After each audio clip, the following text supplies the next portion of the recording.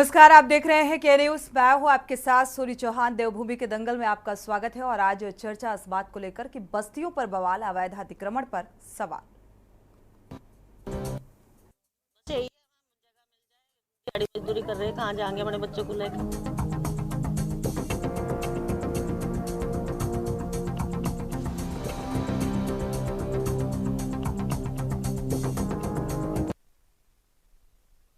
तो देवभूमि के दंगल में वापस लौटते हैं। उत्तराखंड में निकाय चुनाव से पहले राज्य में अतिक्रमण के मुद्दे पर सियासत तेज हो गई है। दरअसल एनजीटी के आदेश के बाद देहरादून नगर निगम की ओर से मलिन बस्तियों के खिलाफ कार्रवाई की जानी है और एनजीटी के निर्देश पर निगम की ओर से नदी के किनारे जो 27 बस्तियों का सर्वे कर 560 अतिक्रमण चिन्हित किए गए हैं। एनजीटी के इस आदेश के बाद निगम की ओर से सभी को नोटिस थमा दिया गया है, जिससे लोगों में काफी चिंता बढ़ी हुई है। और एनजीटी में 13 मई को सुनवाई हुई, जिसमें नगर आयुक्त गौरव कुमार ने अपना पक्ष भी रखा। दोनों पक्षों की सुनवाई के बाद एनजीटी ने नगर निगम को स्पष्ट निर्देश दिए हैं कि जिन बस्तियों को आपने चिन्हित किया उन्हें 30 जून तक हर हाल में हटाना होगा। और एनजीटी ने नगर निगम से नदी के जो फ्लड जोन के बारे में भी जानकारी साझा की और फ्लड जोन जो है चिन्हीकरण करा अभी हाल ही में उसे कहा है कि अगली सुनवाई अब 24 जुलाई को होगी इन तथ्यों को लेकर। और आपको बता दें कि वर्ष 2016 के बाद किए गए निर्माण के खिलाफ कार्रवाई की जानी है। मलिन बस्तियों के संबंध में अध्यादेश लागू किए जाने के बाद नियमानुसार वर्ष 2016 के बाद के निर्माण जो हुए वो अवैध माने गए और जिनके खिलाफ अब ध्वस्तीकरण की कार्रवाई की जाएगी। निकाय चुनाव से पहले अतिक्रमण के खिलाफ होने जा रही ये कार्रवाई पर कांग्रेस ने सवाल खड़े किए हैं। साथ ही सरकार के खिलाफ जमकर विरोध प्रदर्शन भी किया गया।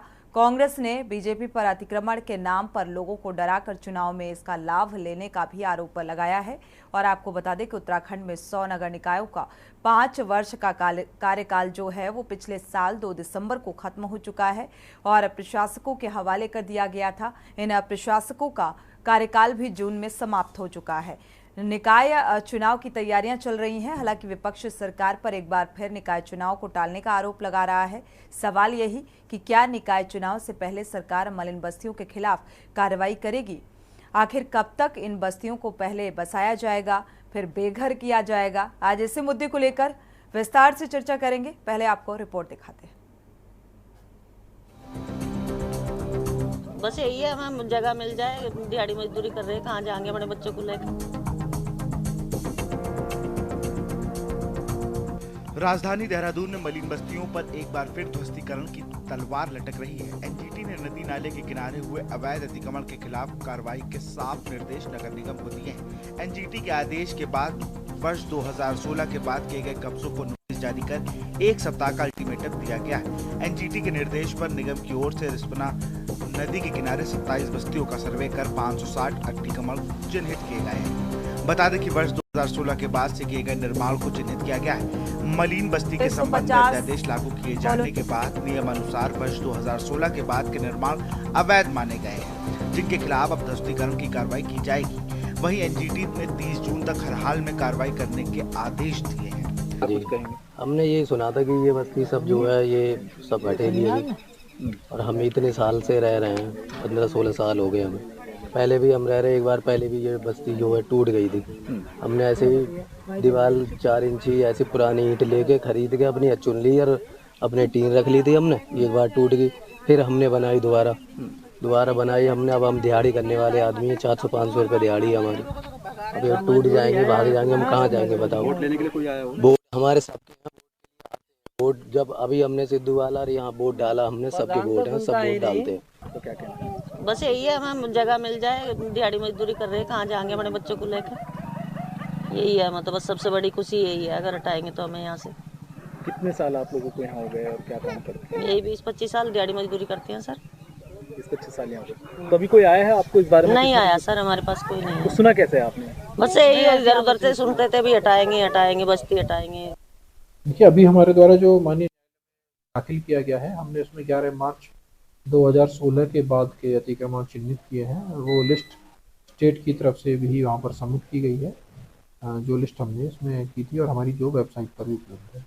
हमने जो न्यायालय में समय सीमा दाखिल की है वो 30 जून तक की दाखिल की है जिस पर न्यायालय ने हमको निर्देशित किया है कि 30 जून तक इसकी कंप्लायंस अवश्य में कर ली जाए।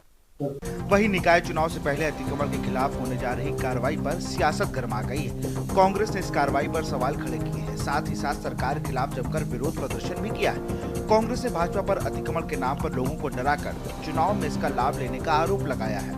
आपको बता दें कि उत्तराखंड में 100 नगर निकायों का 5 वर्ष का कार्यकाल पिछले साल 2 दिसंबर को खत्म होने के बाद इन्हें प्रशासकों के हवाले कर दिया गया था। इन प्रशासकों का कार्यकाल भी जून में समाप्त हो रहा है। इससे पहले निकाय चुनाव की तैयारियां चल रही हैं। हालांकि विपक्ष सरकार पर एक बार फिर निकाय चुनाव टालने का आरोप लगा रहा है। तो कि पूरी मलिन बस्तियों को हटाने की बात नहीं है। 2016 के बाद जो नए निर्माण हुए हैं उनको लेकर एनजीटी ने एक आदेश पारित किया, उसमें कोर्ट ने कहा है उनको हटाया जाए। तो कल मेरे क्षेत्र में भी 8 लोग चिन्हित हुए हैं, दीपनगर क्षेत्र में। कल वो मेरे पास आए तो मैंने उनके नोटिस वगैरह देखे हैं। कुछ ऐसी भी स्थितियां हैं कि निर्माण पहले से मौजूद है, लेकिन बस्तियों में मकानों की खरीद फरोख्त चलती है, तो नए लोगों ने वो खरीदे हैं, लेकिन वो पुराने निर्माण हैं। और ऐसे ही वो 8 मामले निकले जो पुराने निर्माण थे। तो हमने कहा जिन पर 2016 से पहले की जो पानी की रसीदें हैं, जो कनेक्शन की या बिजली कनेक्शन रसीदें हैं, आप चेक करा लीजिए, क्योंकि आपको तो नए निर्माणों पर कार्रवाई करनी है 2016 के बाद। अगर निर्माण पुराने हैं उसमें खरीद फरोख्त चलती है, वो होता है, वो एक अलग सब्जेक्ट है। लेकिन आपको निर्माण का आपका विषय है, तो जिनमें पहले से आपके कनेक्शंस मौजूद है, जो प्रमाणित कर रहा है कि 2000 से पहले के निर्माण है, तो उनको छोड़ा जाए। तो मैंने कल उसमें जो अपने नगर आयुक्त हैं उनसे भी बात किया, जिसको देख रहे हैं, तो उसमें जांच होकर उसका निस्तारण करेंगे। लेकिन कुल मिला के पूरी मलिन बस्तियों के लिए नहीं है, ये एक गलत तरह की बातें फैलाई जा रही है। ये 2016 के बाद जो नए निर्माण है, पुराने निर्माणों में जो नए निर्माण है उन पर ये कार्रवाई है। और उसके लिए भी हम लोग लगातार बैठ रहे हैं, चिंता कर रहे हैं कैसे उसको बचाया जा सकता है या कैसे उसको रोका जा सकता है। अच्छा, केदारनाथ में वीआईपी के यहाँ पे सबसे पहले कहना चाहूँगी कि भाजपा का दूसरा नाम ही लोगों को डराना, धमकाना और जुमलेबाजी करना है।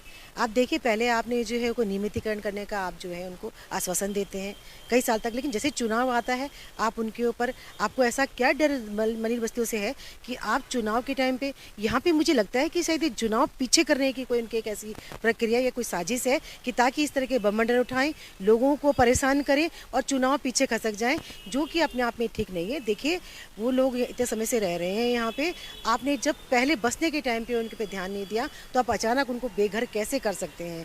तो उनके लिए पहले कोई प्लान, उनके लिए घर कहीं पे बनाए, उसके बाद उनको वहाँ से हटाने की बात करें। और मेरे ख्याल से इस पे कांग्रेस सरकार ने जब विधेयक लेके आए थे कि नियमितीकरण होना चाहिए, आपने भाजपा सरकार ने इसको बिल्कुल भी आगे नहीं खसकाया और आए गए दिन लोगों को डराने धमकाने के काम भाजपा सरकार करती है, जो अपने आप में निंदनीय है।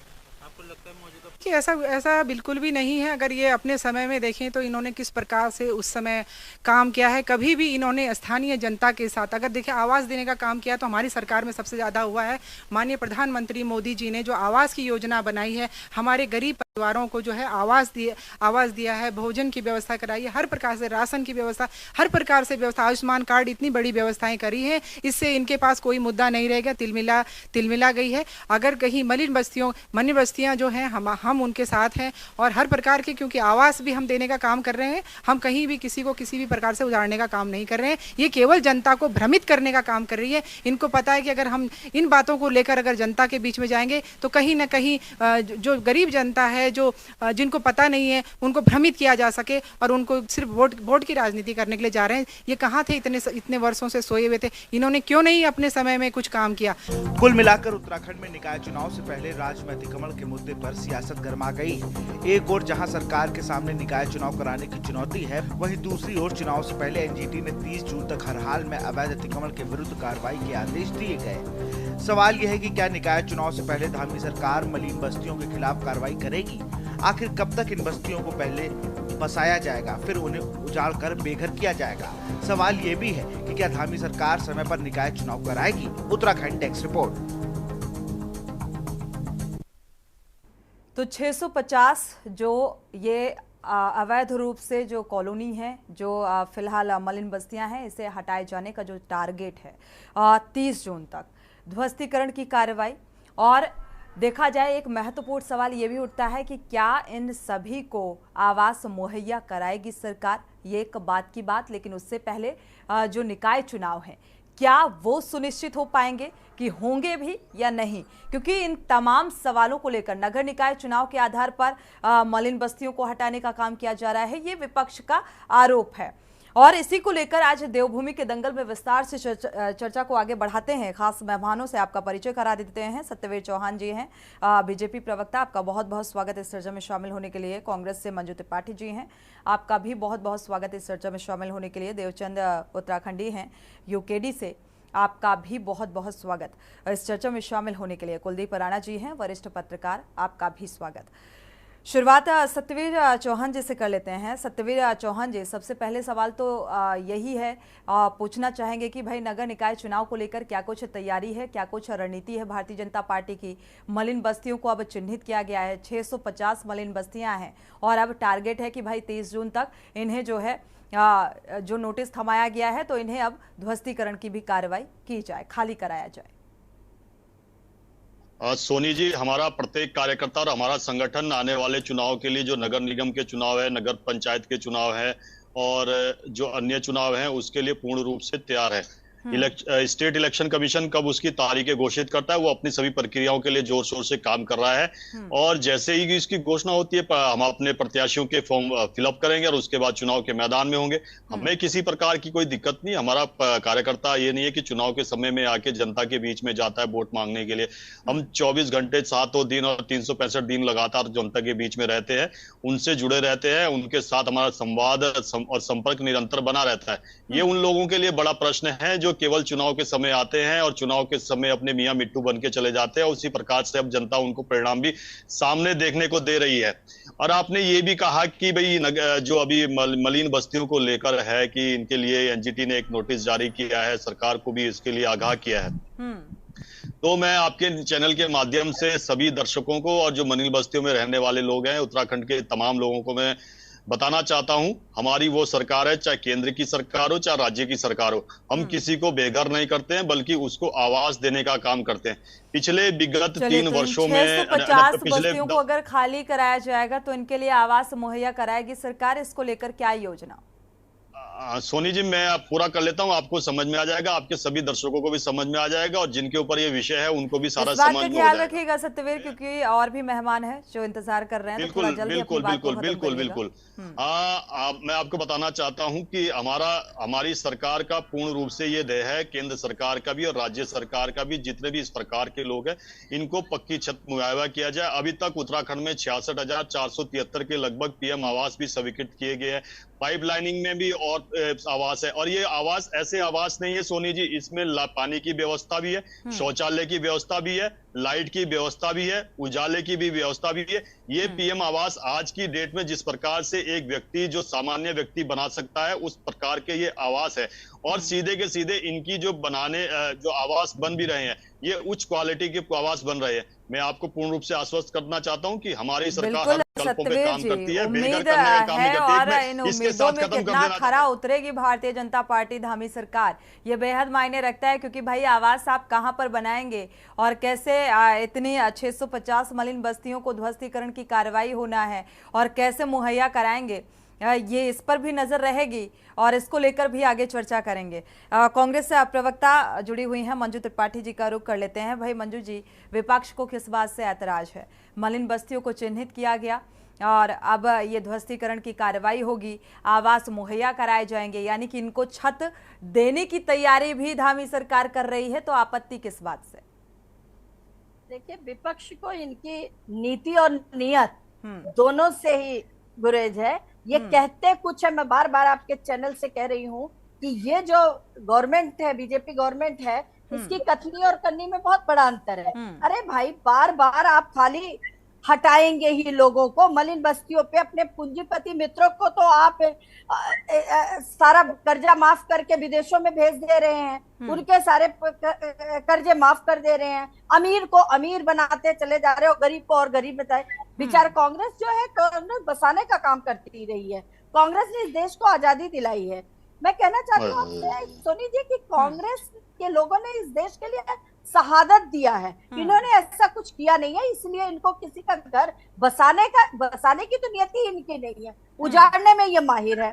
खाली बड़े बड़े वादे करके जनता के बीच में आ तो गए। अभी आपने साफ देख लिया कि लोकसभा इलेक्शन खत्म होते ही इनके ये सब जो वादे थे सब भूल के और मलिन बस्तियों को ध्वस्त करने का और हटाने का काम कर रहे हैं।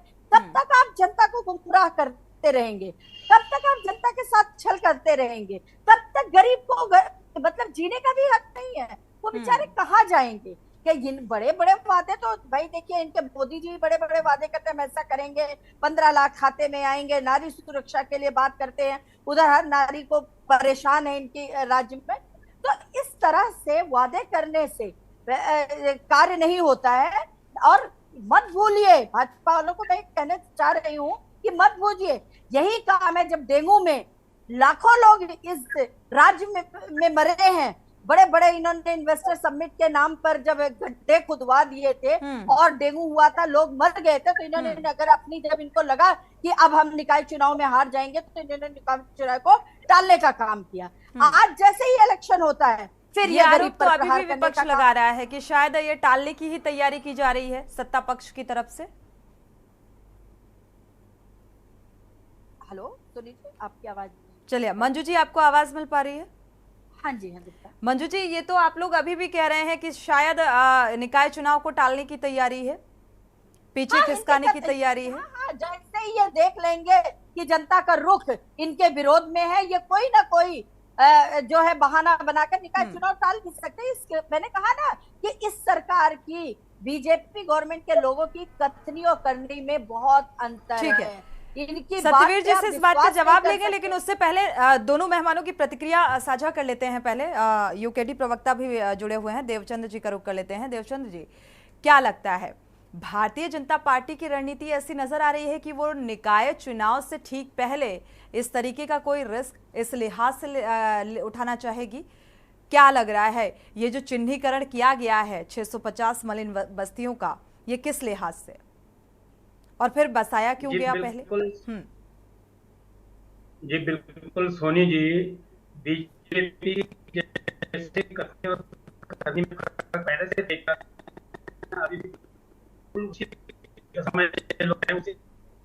आवाज नहीं आ रही है, आपकी आवाज क्लियर नहीं मिल पा रही है, थोड़ा सा कुछ प्रॉब्लम हो रहा है, नेटवर्क इशू। ठीक है, दोबारा से एक बार संपर्क करने की कोशिश करते हैं आपसे। तब तक कुलदीप जी की प्रतिक्रिया साझा कर लेते हैं, कुलदीप राणा जी का रुख कर लेते हैं। कुलदीप जी, 650 मलिन बस्तियों का जो मुद्दा है अब सियासी मुद्दा बन गया है, और इनको हटाए जाने की पीछे की क्या कुछ वजह आप देख पा रहे हैं? क्या नगर निकाय चुनाव है, ये निकाय चुनाव के लिहाज से ये भूमिका है? क्या इस तरीके का रिस्क उठाना चाहेगी भारतीय जनता पार्टी? और अगर इनको खाली ही करवाना था, ध्वस्तीकरण की कार्रवाई ही करनी थी, तो फिर बस आया क्यों? उस पर भी थोड़ा सा विचार विमर्श करना चाहिए था।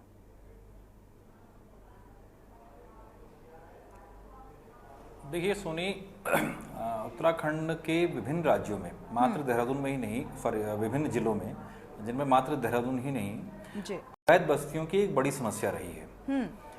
और ये अवैध बस्तियां राजनीतिक दलों द्वारा ही बसाई गई हैं, इन्हीं के द्वारा ये पोषित होती हैं। ठीक है, क्योंकि ये बस्तियां ही इन राजनीतिक दलों का अवैध वोट बैंक है। बिल्कुल बिल्कुल, ठीक है। और यहाँ भले चैनल पे ये राजनीतिक दल अपने अपने पल्ले झाड़ लें और तमाम बड़ी बातें कर लें, ठीक है, लेकिन राज्य बनने के समय उत्तराखंड हाई कोर्ट ने अवैध बस्तियों के विनियमितीकरण को लेकर के एक आदेश दिया था। ठीक है, और जिनमें ये था कि भाई जो नदियों के किनारे हैं, जिसमें रिवर बेड है या फ्लड एरिया जो होता है, यहाँ अवैध ये निर्माण नहीं, स्थायी निर्माण नहीं होगा। ठीक है, लेकिन उत्तराखंड की किसी सरकार ने, चाहे भाजपा की सरकार हो चाहे कांग्रेस की सरकार हो, किसी सरकार की कान में जूं तक नहीं रहेंगी, या किसी सरकार ने इन आदेशों की तरफ ध्यान नहीं दिया। नतीजा ये हुआ कि 2013 में जब उत्तराखंड में आपदा आई तो सबसे ज्यादा नुकसान इन्हीं गरीब लोगों का हुआ, बिल्कुल, जो नेताओं के आश्रय पर इन जगहों पर बसे हुए थे। ठीक, देहरादून में तो अवैध बस्तियों के नाम पर एक बड़ा और खेल है कि यहाँ सरकारी जमीनों पर बसाओ, फिर उनको टेलीफोन के बिजली के, पानी के कनेक्शन दिलाओ, धीरे धीरे उनके आधार कार्ड भी बन जाते हैं, ठीक है।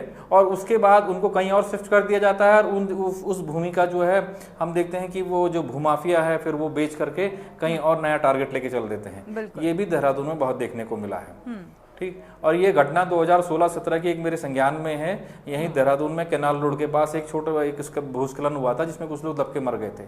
बाद में पता चला कि भाई वो झोपड़ी में रहने वाले लोग उनको यहाँ कैसे आ गए, तो पता चला कि उस झोपड़ी के नाम पर उनका आधार कार्ड भी था और वहाँ बिजली का कनेक्शन भी बना हुआ था, ठीक।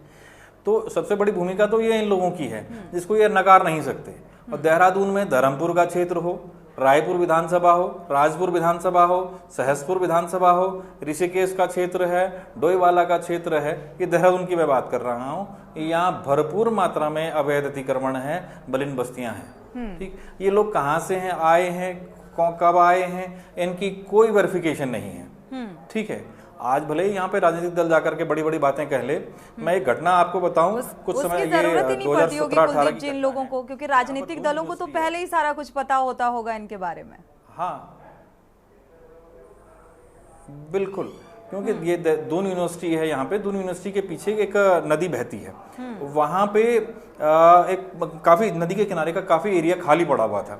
तो हम अक्सर, क्योंकि वो राजाजी नेशनल पार्क से जुड़ा हुआ है, तो हम अक्सर कभी टहलने वहां चला जाया करते थे। तो एक दिन मैंने अचानक देखा कि भाई वहां अचानक से, क्योंकि 4-5 दिन पहले हम आए थे तो वहां कुछ नहीं था, अचानक से वहां 100-200 झुग्गी झोपड़ियां आ गई, तो काली पन्नी और बांस के उस पे डंडियों पे लगा करके। हमने जब उनसे पूछा तो पता चला कि उनके पास तो आधार कार्ड भी है जी, और अब उनके राशन कार्ड बनने की प्रक्रिया शुरू हो गई थी, ठीक है। खैर जब हमने इस पे जो मतलब एक पत्रकार होने के नाते जो भूमिका होती है हमारी वो की, तो बाद में वहां पे पुलिस ने और उसने जाकर के उनको भगाया। अब वो लोग कहाँ गए क्या नहीं गए, खैर ये तो मैं नहीं जानता, ठीक है, लेकिन सबने पल्ला झाड़ लिया। तो ये समस्याएं आज की नहीं है। दूसरी बात, जिस प्रकरण पे हम आज अभी चर्चा कर रहे हैं, ये प्रकरण अभी का नहीं है, ये प्रकरण 2021-22 में भी उठा था, बिल्कुल। लेकिन चूंकि उस समय विधानसभा चुनाव आने वाले थे, तो विधानसभा चुनाव को लेकर के मंत्रिमंडल ने इन अवैध बस्तियों को एक अभयदान दे दिया, ठीक है। और 3 साल तक इनको वहां से कोई नहीं छेड़ेगा, ये इनके लिए एक आदेश पारित हुआ। अब वही 3 साल पूरे होने के बाद 2024 आ गया है, अब ये राज्य सरकार की, क्योंकि एनजीटी ने इस पे एक्शन ले लिया है, ठीक है, तो अब राज्य सरकार की, भाजपा सरकार की गले गले आ गई है कि इस पर क्या काम करना है, ठीक है भाई, ठीक है। प्रधानमंत्री आवास बन रहे हैं, सब कुछ बन रहे हैं, लेकिन उन दोनों चीजों को खिचड़ी मत मिलाइए। बिल्कुल। ये लोग कौन है, अगर बनने थे तो इन लोगों के लिए पहले क्यों नहीं बने, ठीक है। नदियों के किनारे निर्माण पर रोक लगी है, और अगर आप देहरादून में आए तो देहरादून में रिस्पना का जो क्षेत्र है, विधानसभा भी वहीं बनी हुई है, उसके बगल में प्रसार भारती का कार्यालय है, वो भी नदी क्षेत्र में ही है। आप बखूबी सुन पा रहे होंगे कुलदीप जी को, ये क्योंकि बेहद महत्वपूर्ण बिंदु हैं जिन्हें उठाया जा रहा है। वक्त एक छोटे से ब्रेक का हो रहा है, ब्रेक से जब वापस लौटेंगे तो देवचंद जी का रुख करेंगे, क्योंकि इशू के चलते संपर्क ठीक से हो नहीं पा रहा है। ब्रेक से वापस इस चर्चा को आगे बढ़ाएंगे। वक्त एक छोटे से ब्रेक का। आप देख रहे हैं के न्यूज़, खबरों का। बस यही है, हमें जगह मिल जाए, दिहाड़ी मजदूरी कर रहे हैं, कहाँ जाएंगे अपने बच्चों को लेकर।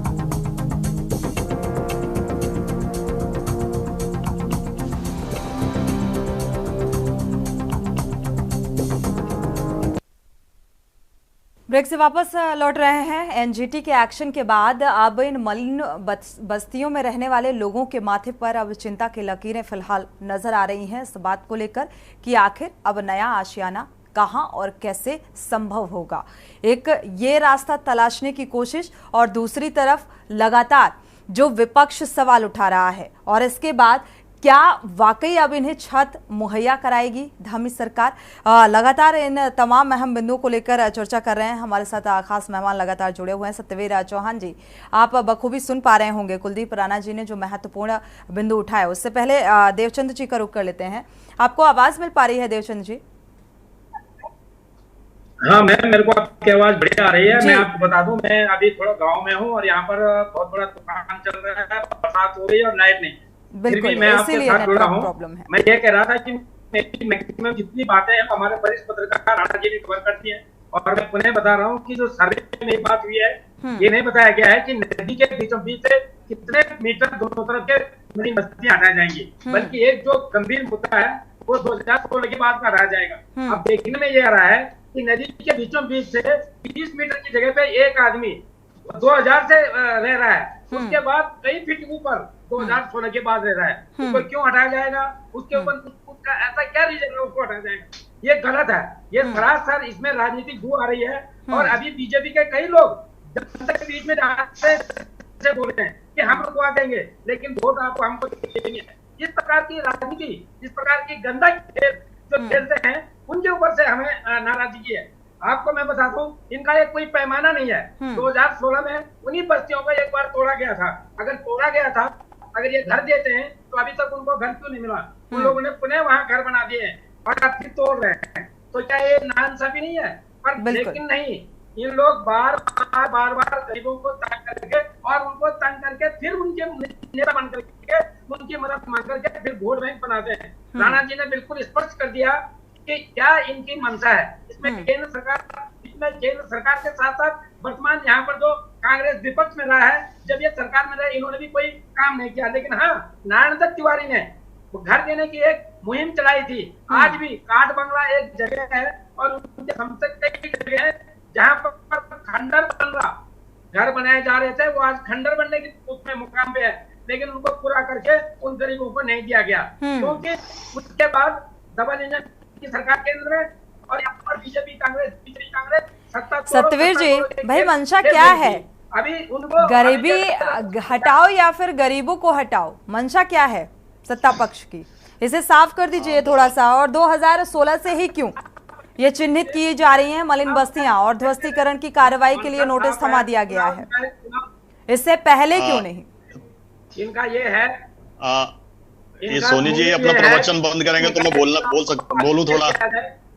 ठीक है, बात पूरी हो जाए। एक तो इनकी आवाज साफ नहीं आ रही, फिर लगातार बोलते जा रहे हैं। सोनी जी, एक आपने बड़ा अच्छा प्रश्न किया कि भाई गरीबों के लिए गरीबी हटाओ या गरीबी हटाओ, ये दो आपने कुल दो मिला के दो प्रश्न एक साथ पूछे।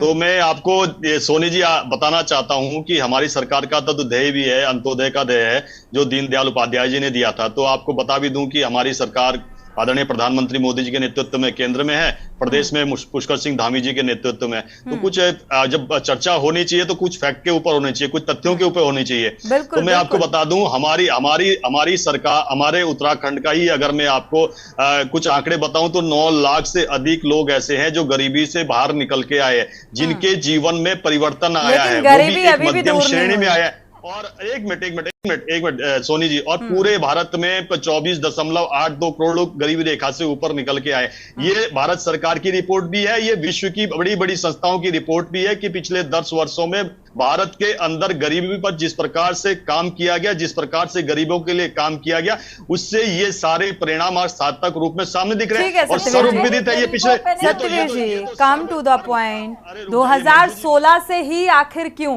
चिन्हित किया गया, उससे पहले क्यों नहीं? सोनी जी, अरे थोड़ा सा, अरे रुक जाइए। गरीबी का नारा देने वाली कांग्रेस इंदिरा गांधी के समय से। मंजू जी, सवाल का जवाब ले लेते हैं। आपने कहा था कथनी और करनी में भारतीय जनता पार्टी के फर्क है, तो उसका जवाब ले लेते हैं सतवीर जी से, इसके बाद वापस लौटते हैं आपका रुख। ये सोनी जी सर्वविदित है, भारतीय जनता पार्टी दबे कुचले और गरीब के और समाज के जो सबसे पिछले पायदान पर है उसके लिए सबसे आगे आके काम करती है। ये पिछले 10 वर्षों में केंद्र में और जो इससे पहली सरकार और इस वर्ष की 2 वर्ष की जो सरकार का कार्यकाल यहाँ उत्तराखंड में हो चुका है, ये आप इससे देख सकते हो कि जिस प्रकार से हमने महिलाओं से लेके अन्य बुजुर्गों से लेके सतवीर जी, ऐसे कहानी बहुत लंबी हो जाएगी। ठीक है सतवीर जी, कहानी बहुत लंबी नहीं सुननी है क्योंकि और भी मेहमान हैं, उनको भी समय देना है। सोनी जी, एक कांग्रेस के प्रवक्ता ने कहा कि अंबानी और अदानी, इस पूरे चुनाव में इन्होंने एक बार भी अंबानी और अदानी का नाम नहीं लिया। Listen to me first then speak. Satveer ji, आप पहले ध्यान से सुनिए मेरी बात को, listen to me carefully. Satveer ji, आप सुन पा रहे हैं ना? ये मुझे कहानी और सरकार की योजनाएं नहीं सुननी है। योजनाएं पता है सरकार की कि जनता के लिए क्या योजनाएं सरकार की तरफ से चलाई जा रही हैं। मलिन बस्तियों पर हम चर्चा करने के लिए बैठे हैं। हमारा सिंपल सा सवाल था आपसे कि 2016 से ही क्यों चिन्हित किया गया, 16 के बाद ही क्यों, उससे पहले का क्यों नहीं? मैं आपको स्पष्ट तौर से कह दूं, मैंने आपको पहले भी कहा सोनी जी, ये सर्वविदित है कि किसी का भी घर उजाड़ने का काम भारतीय जनता पार्टी नहीं करती है। हम उनको आवाज देने का काम करती है। आवाज भी इस प्रकार का देते हैं जिससे कि उसकी जो बेसिक नीड्स है, उस बेसिक नीड्स को वो अपने जो उसको घर प्रदान किया जा रहा है उसमें पूरी हो उसकी।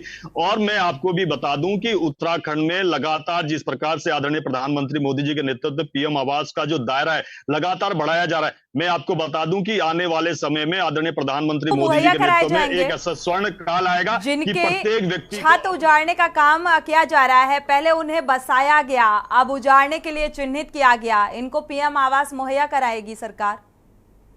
जा रहा है। मैं आपको सोनी जी बता दूं कि कांग्रेस की केवल बौखलाहट है। चुनाव में इनकी जिस प्रकार से अभी दिख रहा है कि 2024 के चुनाव में हार रहे हैं, दूर दूर तक दिखाई नहीं देंगे। और ये जो प्रदेश के जो नगर निगम के और नगर पंचायत के जो चुनाव है इसमें भी ये दूर दूर तक नहीं दिखाई देंगे। मैं आपको भी बता दूं, कांग्रेस के कहा जाता, किसी पार्टी के लिए कहा जाता है कि भाई कार्यकर्ताओं की कमी हो गई, या तो प्रत्याशियों की कमी कांग्रेस के अंदर हो गई है। और किस प्रकार से यहाँ पे आके ये अपना भाषण देते हैं, ये इनको समझना चाहिए कि कांग्रेस की जो दुर्गति हो रही है वो इनके कार्यकलापों के कारण हो रही है। थोड़ा सा मैं आपको बता दूं कि मैं आपको ये बता दूं, अरे हमें तो जनता हमारे कामों से सहार रही है। हमारे तो अनेक राज्यों में मुख्यमंत्री है, कांग्रेस का एक कालखंड हुआ करता, प्रधान से लेकर प्रधानमंत्री होता था। और मैं आपको एक चीज बता दूं सोनी जी, फैक्ट बता दूं आपको, ये देख रहे हैं प्रधानमंत्री बनने का सपना 188 लोकसभा सीटों पर चुनाव लड़ रही है कांग्रेस की पार्टी, और 272 चाहिए होते हैं। चलिए अच्छी बात है। भारतीय जनता पार्टी एक बार फिर से जीत का दावा करती हुई नजर आ रही है। बेहतर है, थोड़ा सा इंतजार करना होगा और थोड़ा सब्र रखना होगा। सत्यवीर जी, पहले से आकलन करना ठीक बात नहीं है। मंजू जी का रुख कर लेते हैं। मंजू जी, क्या लगता है चुनाव पीछे खिसकाने की यह साजिश है भारतीय जनता पार्टी की, और इसी लिहाज से ये सारा कुछ होता हुआ नजर आ रहा है? सोनी जी, मैं आपको बता दूं, चुनाव स्टेट सत्यवीर जी आपसे मेरा सवाल नहीं है। नहीं कराती है। सत्यवीर जी आपसे मेरा सवाल नहीं है, मंजू जी से सवाल है। मैं सोनी जी क्लियर कर रहा था कि आपने कहा कि भारतीय जनता पार्टी चुनाव टाल रही है। भारतीय जनता पार्टी चुनाव नहीं, ये आरोप है ना विपक्ष ही आरोप लगा रहा है, इसीलिए मेरा ये सवाल विपक्ष से है। विपक्ष को तो जनता ने नकार दिया, विपक्ष कहाँ विपक्ष रह गया? यहाँ सवाल उठाने के लिए तो अभी भी मौजूदगी है ना, ये बात माननी पड़ेगी सत्यवीर जी कि विपक्ष है अभी। जब आपके मेयर चलिए मंजू जी से मेरा सवाल है, मंजू जी से जवाब ले लेते हैं। संपत्ति आपके नेताओं की हुई, उनके यहाँ ईडी सीबीआई आपके मेयर के पास नहीं भेज पाए, आपने निकाय चुनाव को स्थगित कर दिया। और आज जब इलेक्शन लोकसभा भर के नोट इनके यहाँ से निकल रहे हैं, फिर कह रहे ईडी और सीबीआई की जांच करवा रहे हो। अभी दिख रहा होगा कि झारखंड में आपके नेता के यहाँ से तक भर के निकला, पीए के निकला है, और उससे पहले आप लोग ट्रैक से उतर जाते हैं भाई। सत्यवीर जी और मंजू जी, बात दरअसल आप मुद्दे पर बात ही नहीं कर रहे हैं। घोटाले हुए किसके आपने ईडी सीबीआई भेजी? जवाब दीजिए।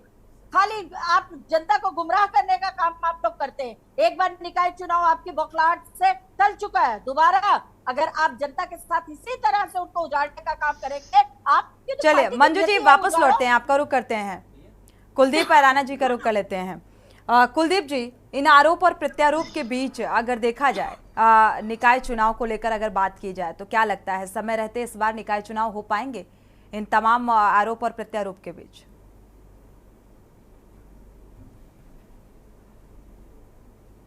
ध्यान होगा कि अभी 1 या 2 हफ्ते पहले आपने, शायद आप ही के साथ इसी चैनल पे हम डिबेट में थे, और जहां निकाय चुनाव को लेकर के बात हो रही थी, जिसमें कानूनी पैनलिस्ट भी बैठे हुए थे, ठीक है। तो उस वक्त भी मैंने ये बात कही थी, क्योंकि जिस तरीके की परिस्थितियां निकल करके आ रही हैं, और क्योंकि अभी कई कैंटोनमेंट एरिया जिनको यहाँ जोड़ा गया है, नगर निगम क्षेत्रों में जोड़ा गया है, वहाँ गिनती बाकी है।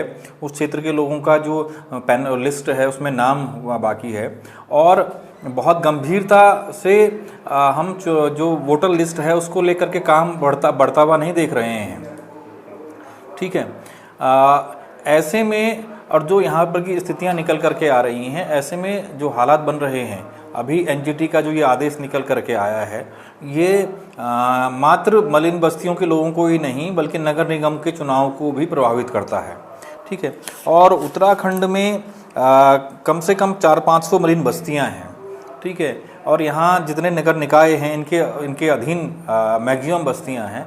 तो एक प्रकार से जो पूर्वानुमान जो निकल करके आ रहा है कि कहीं ना कहीं चुनाव की तिथियां इससे प्रभावित हो सकती हैं और हो सकता है कि चुनाव जो है अपने नियत समय से थोड़ा सा आगे शिफ्ट करना पड़ जाए, क्योंकि ये स्थितियां आपको जो आकलन है वो अभी यही बता रहा है कि चुनाव को लेकर के जो तिथि निकल के आ रही है कि 1 जून से 20 जून के बीच में शायद ये संभव उतना होता नहीं दिख रहा है।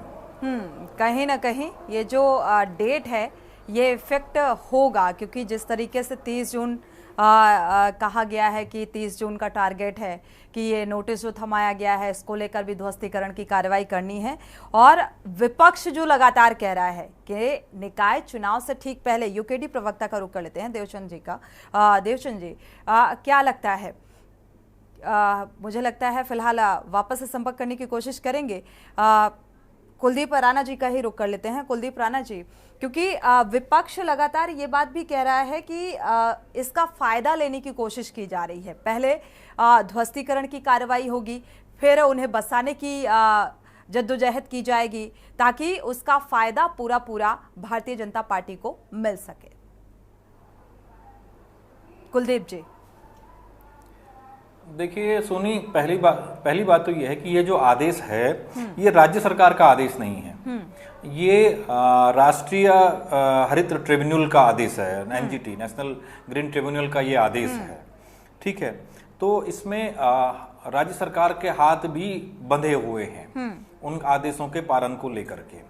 और जिस तरह की स्थितियां यहाँ निकल के आ रही हैं, जो 2016 से पहले के जो स्थायी निर्माण है या 2016 के बाद जो बसें हैं उनको लेकर के चीजें थोड़ा स्पष्ट होनी बाकी हैं।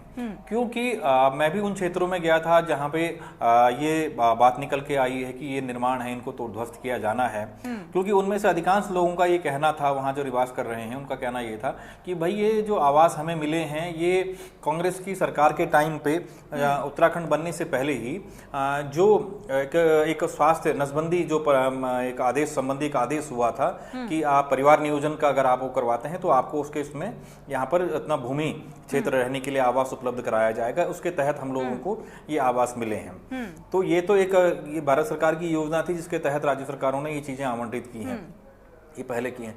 अब यहाँ पर चीजों को थोड़ा सा स्क्रूटनी करने की आवश्यकता है, क्योंकि जो निर्माण है वो नदी क्षेत्र में है और जो अवैध निर्माण है मलिन बस्तियों के वो नदियों की तरफ बढ़े हैं, वो नदियों से दूर नहीं हुए हैं, वो नदियों की तरफ बढ़ते गए हैं। क्योंकि यहाँ नदियाँ सिकुड़ती गई, अब नदियाँ सिमट करके बरसाती नाले हो गई हैं। बरसात के समय ही उनमें पानी दिखाई देता है, उसके बाद वो फिर अपने पुराने स्वरूप में आ जाती हैं। ठीक है, तो ऐसे में बस्तियों के चिन्हीकरण को लेकर के ये एक बड़ी एक्सरसाइज है जिसमें होना है। अब समस्या ये है कि कांग्रेस और भाजपा दोनों इसमें लाभ लेना चाहेंगी, क्योंकि 2016 में जब हरीश रावत जी मुख्यमंत्री थे तो उन्होंने रायपुर क्षेत्र के जो विधायक, तत्कालीन विधायक हैं राजकुमार, उनकी अध्यक्षता में मरीन बस्ती सुधार समिति एक गठित की थी, जिसने अपने 1-1.5 माह के उसमें ये रिपोर्ट बना करके दी थी पूरे प्रदेश में कितनी मलिन बस्तियां हैं, उनके नियमितीकरण को लेकर के क्या आदेश होने चाहिए थे। हालांकि जब 2017 में सत्ता बदली और भाजपा आ गई तो भाजपा ने वो दोनों आदेशों पर रोक लगा दिया था। ठीक है, लेकिन मात्र ये विषय यहाँ मलिन बस्तियों के ध्वस्तीकरण का नहीं है। यहाँ एक बड़ा सवाल ये भी है कि ये पहचान होनी भी जरूरी है कि ये जो लोग यहाँ आकर के बसे हैं ये कौन हैं, कहाँ हैं। क्योंकि हम एक तरफ देख रहे हैं, क्योंकि मैं थोड़ा सा दूसरी तरफ लेकर ध्यान खींचना चाहता हूँ कि देश में सीएए को लेकर के एक बड़ी बहस शुरू हो गई है और देश के गृह मंत्री ने भी सीएए को लेकर के बयान दिया है कि ये लागू होगा। तो ऐसे में जो इन अवैध जो यहाँ बस्तियों में रहने वाले लोग हैं इनकी पहचान पुख्ता होना भी ये भी एक बड़ा सवाल है। ठीक है ना, तो ये कई सारी चीज़ें हैं जो एक साथ मिल गई हैं। अब ऐसे में राज्य सरकार क्या रास्ता निकालती है, क्योंकि निकाय चुनाव उसके सर पर हैं, तो ऐसे में राज्य सरकार क्या रास्ता निकालती है ये तो देखने वाली बात होगी। लेकिन फिलहाल समय में एक बड़ा सवाल तो ये खड़ा हो गया है कि इन लोगों को लेकर के आप इनका पृथकीकरण कैसे करेंगे, कौन कब आकर के बसा, क्योंकि इनको वहाँ बसाने में इनको बिजली के कनेक्शन दिलाने में, इनको पानी के कनेक्शन, पेयजल के कनेक्शन दिलाने में, वहाँ जो नगर निगम के द्वारा जो सड़कें बनाई जाती हैं उनको बनाने में सारे दोनों दलों के नेताओं की बराबर की भूमिका है, क्योंकि ये दोनों दलों के नेताओं के बराबर के वोट बैंक हैं। हम जब इन बस्तियों में जाते हैं चुनाव के समय, तो चुनाव के समय ही नहीं, अमूमन वैसे भी, तो यहाँ दोनों राजनीतिक दल, भाजपा का झंडा भी दिखाई देता है और कांग्रेस का हाथ झंडा भी वहाँ दिखाई देता है, ठीक है ना। तो ऐसा नहीं है कि ये दोनों राजनीतिक दलों के वोट बैंक हैं। तो ये थोड़ा सा एक विकट सी स्थिति यहाँ पर उत्पन्न हो गई है कि इनके चिन्हीकरण को लेकर के। सत्यवीर जी का रुख कर लेते हैं। सत्यवीर जी, विनियमितीकरण का जिक्र किया था कुलदीप जी ने पहले भी, और इसकी अवहेलना क्यों की गई आदेश के बावजूद भी? मैंने आपको पहले ही सोनी जी बताया कि हमारी सरकार किसी को बेघर नहीं करती है, उसको घर देने का काम करती है। जब पहले इस प्रकार की पहले भी कोई स्थिति उत्पन्न हुई थी, हमारी सरकार ने बीच का रास्ता निकाला था, चाहे वो 2018 में हो, चाहे 2021 में हो।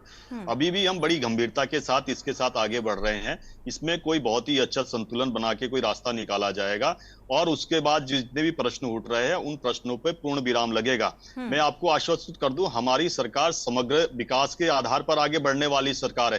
किसी के साथ भेदभाव के साथ, तुष्टीकरण के साथ, किसी को विद्वेष की भावना से देखे, इस प्रकार से हम सरकार नहीं चलाते। हम सरकार में जो संविधान की शपथ है कि सभी के लिए समान अधिकार और सभी के लिए समग्रता के साथ काम करना है, उसी आधार पर आगे बढ़ती है। वैसे भी मैं आपको बता दूं कि उत्तराखंड में जो राजनीतिक परिदृश्य भी बदला, वो उसका एक महत्वपूर्ण कारक भी ये बना है। 2017 में पहली बार इस उत्तराखंड ने पूर्ण बहुमत की सरकार को देखा, और उसके बाद उसके कार्यकलापों को भी देखा। उसके बाद जब उत्तराखंड की महान जनता ने जब इन सब चीजों को अपने सामने होते हुए देखा, उसके बाद दोबारा से 2022 में हमें पूर्ण बहुमत सरकार दी। नहीं तो वहां का यहाँ का ट्रेंड आप देख सकते हैं। इत्तेफाक रखते हुए, लेकिन ये सवाल भी तो उठता है कि भाई पहले बसाए जाने का, फिर पहले बसाया जाता है, फिर उन्हें उजाड़ा जाता है। क्या ये वोट बैंक की राजनीति नहीं है? सोनी जी, कांग्रेस के द्वारा जो किए गए ऐसे कार्य हैं जिससे कि राज्य को भी नुकसान हुआ हो, सामाजिक ताना बाना टूटा हो, या देश को जो नुकसान हुआ है उस नुकसान की भरपाई करने के लिए हम प्रतिदिन दिन रात काम कर रहे हैं।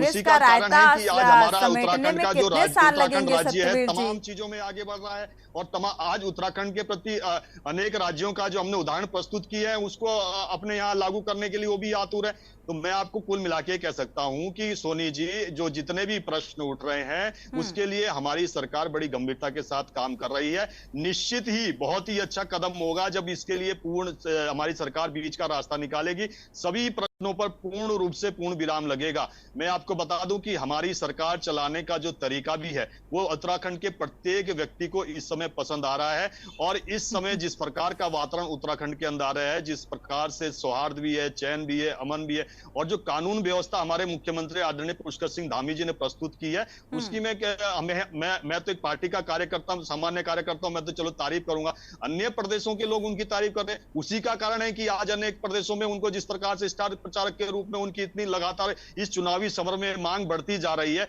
उससे तो यही प्रस्तुत होता है। और मैं आपको बता दूं, 2017 या एक भी ऐसा चुनाव बता दीजिए। सत्यवीर जी, आपको पता होगा ये मलिन बस्तियों का मुद्दा जिसको लेकर सियासत तेज है। चार धाम यात्रा में किस तरीके से 11 श्रद्धालुओं की मौत हो जाती है आंकड़ा बढ़ने की वजह से, हालांकि कुछ घंटों के लिए रजिस्ट्रेशन पे रोक लगा दी जाती है। ये तमाम ऐसे मुद्दे हैं जिन्हें विपक्ष लगातार उठा रहा है, और वनाग्नि की घटनाओं से भी आप मुखातिब हो चुके होंगे, उस पर भी डिबेट की गई है कि किस तरीके से वनाग्नि की घटनाओं में कितनी बढ़ोतरी देखने को मिल रही है। और ये कोई पहला साल नहीं है कि इसी साल ऐसी घटनाएं सामने आ रही हैं, हर साल लगभग ये आंकड़ा और बढ़ जाता है बजाय थमने के। तो ये तमाम ऐसे बिंदु हैं जिनको लेकर विपक्ष भी सवाल उठा रहा है, और आपसे सवाल पूछ भी रहे हैं हम।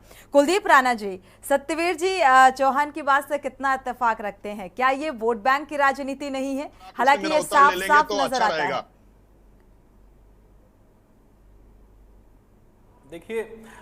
देखिए सोनी, मैं उत्तराखंड भाजपा के में कभी मुझे बड़े असमंजस की स्थिति दिखाई देती है जी। क्योंकि उत्तराखंड का जो पड़ोसी राज्य है उत्तर प्रदेश, वहां भी भाजपा की ही सरकार है और भाजपा के ही मुख्यमंत्री हैं।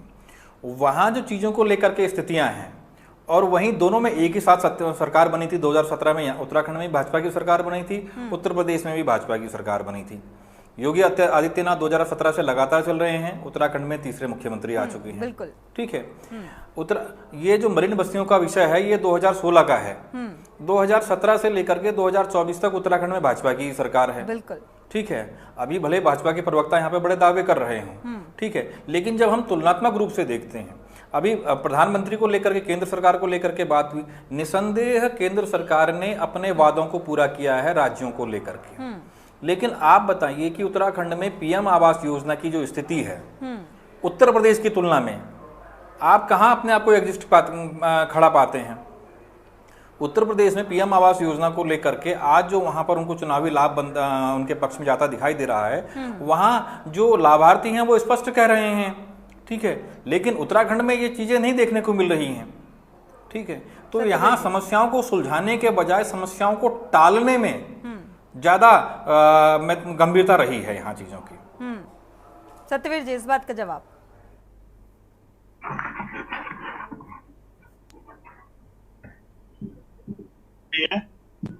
अनम्यूट कर लीजिएगा।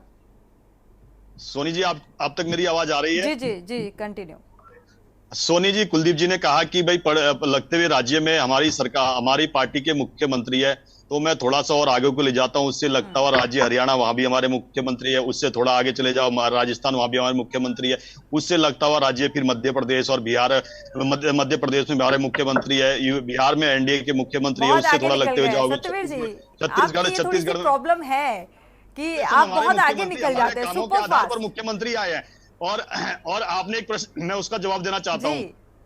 आपने कहा कि उत्तराखंड में प्रधानमंत्री आवास को लेकर हमारी क्या स्थिति है। मैं आपको बता दूं कि अभी निर्माणाधीन जो आवास भी है वो 39,774 उत्तराखंड में है, और जो स्वीकृत हुए, जो मैंने आपको पहले ही बताया, 66,473 हमारे अभी तक स्वीकृत हो चुके हैं, और जो पूर्ण भी हो चुके हैं वो 24,986 के लगभग है। हम निरंतर काम कर रहे हैं, और केंद्र सरकार के साथ हम बिल्कुल कदम से कदम बढ़ा के आगे काम कर रहे हैं।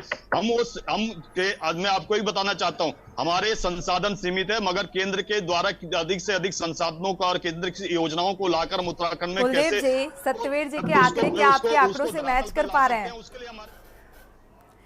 चलिए, फिलहाल समय इजाजत नहीं देता कि चर्चा को आगे बढ़ाएं। आप दोनों मेहमानों का इस चर्चा में शामिल होने के लिए बहुत बहुत शुक्रिया। मलिन बस्तियों को जो चिन्हित किया गया है 650, और फिलहाल उन्हें चिन्हित कर 23 जून तक ध्वस्तीकरण की कार्रवाई करने का जो टारगेट है उसे पूरा करने की कवायद जोरों पर है। इसी बीच झांसी का रुख कर लेते हैं। रोड शो इस वक्त करने के लिए पहुंचे हुए हैं झांसी। सीएम योगी आदित्यनाथ का ये रोड शो की ये तस्वीरें फिलहाल सामने आ रही हैं। आप देख पा रहे हैं बीजेपी अपने प्रत्याशी के समर्थन में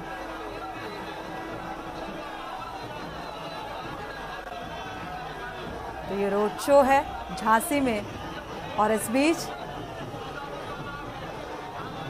पुष्प वर्षा इस रोड शो के दौरान आप देख पा रहे हैं।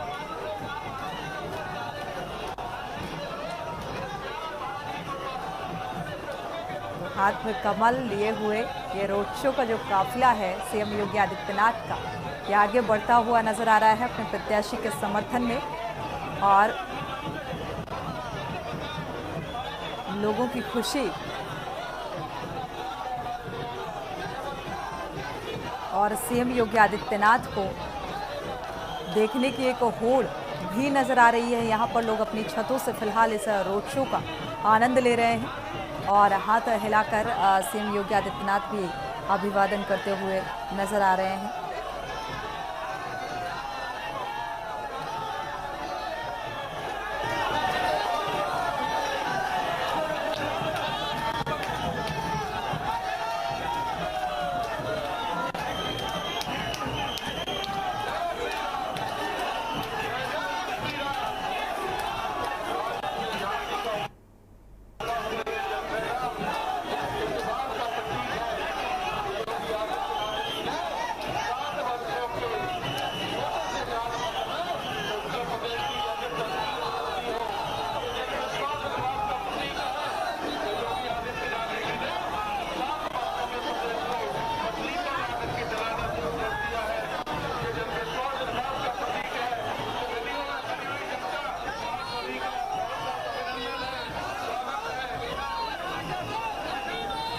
क्योंकि झांसी लोकसभा सीट भी बेहद अहम है और यहाँ पर अपने प्रत्याशी के समर्थन में रोड शो करने के लिए पहुंचे हुए हैं सीएम योगी आदित्यनाथ, आप देख पा रहे हैं।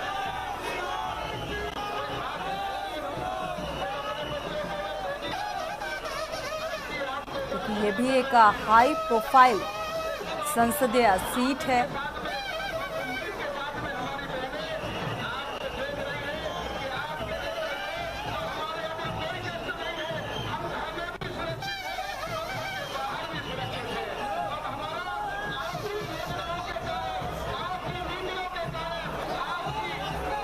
बीस मई को दरअसल इस लोकसभा सीट में वोटिंग होनी है और इसको लेकर जो चुनावी हुंकार है वो भरते हुए सीएम योगी आदित्यनाथ नजर आ रहे हैं। झांसी लोकसभा सीट से अगर जिक्र किया जाए, 2019 में भारतीय जनता पार्टी को एक तरफा जीत मिली थी और क्या ये जीत एक बार फिर से 2024 में दोहराएगी, ये फिलहाल देखना बेहद दिलचस्प है। और अपने प्रत्याशी के समर्थन में ये रोड शो करने के लिए पहुंचे हुए हैं सीएम योगी आदित्यनाथ। 5वें चरण में मतदान होना है। तो ये बीते करीब 4 दशक से बीजेपी का प्रभाव वाला क्षेत्र रहा है, लेकिन यहाँ कांग्रेस के भी ठीक ठाक वोटर्स बताए जाते हैं और ऐसे में एक कड़ी चुनौती भारतीय जनता पार्टी के सामने भी है। कांग्रेस से पूर्व सांसद प्रदीप जैन यहाँ पर चुनावी मैदान में हैं और कौन किसको कितनी टक्कर दे पाता है ये देखना होगा। 5वें चरण के मतदान में वोटर्स का रुझान किस ओर जाता है और ये तस्वीरें फिलहाल रोड शो की सामने आ रही हैं। 20 मई को झांसी लोकसभा सीट पर वोटिंग होगी। बुंदेलखंड पहले यहाँ पर चुनावी जनसभा को संबोधित किया सीएम योगी आदित्यनाथ ने। बुंदेलखंड का भी अगर जिक्र किया जाए तो इलाके की ये सीट बीते करीब 3 दशक से बीजेपी का गढ़ एक तरीके से कहा जाए तो माना जाता है और यहाँ पर 1989 में पहली बार बीजेपी को जीत मिली थी और इस बार 2024 की लड़ाई जो है वो और भी चुनौतीपूर्ण है। इसी के साथ देवभूमि के दंगल में इतना ही। आगे खबरों के लिए आप देखते रहिए के न्यूज़ इंडिया।